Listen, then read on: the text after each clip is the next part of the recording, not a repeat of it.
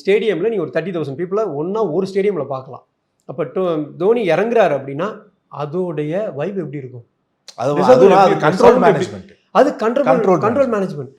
இதை விட 2 டைம்ஸ் அந்த இடத்துல சவுண்டும் க்ரௌடும் அவர் அந்த வைக்கில் அப்படி வரப்போ ஒரு ஹீரோய்க்கு இருக்கும் பாருங்க. அதுக்கு எத்தனை கேமரா தெரியுங்களா? அது அந்த மொமெண்ட்ஸை மிஸ் பண்ணிடக்கூடாதுங்கிறதுக்காக ஆப்போசிட்டில் ஒரு 200 to 800 mm லென்ஸு டேய் க்ளோஸாக போடுங்க. இந்த பக்கம் ஒரு பர்சன் ஆப்போசிட்டில் ட்ரோன். சார் இப்போ நீங்கள் சொல்கிற அந்த எலிமெண்ட் தான் உடஞ்சுதா சார்? இல்லை 7200 விழுந்தது.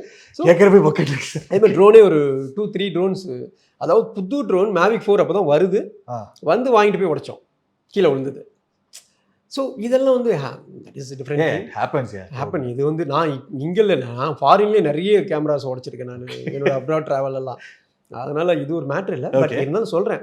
ஸோ ஏன் இந்த மேட்ரு இங்கே சொல்ல வந்தேன்னா, ஸோ அந்த சவுண்ட்ஸ் இருக்கு இல்லைங்களா, வைப் இருக்குது பார்த்தீங்களா, ஆட்டோமேட்டிக்காக நீங்களே எமோஷன் ஆகி இறங்கிடுவீங்க களத்தில்.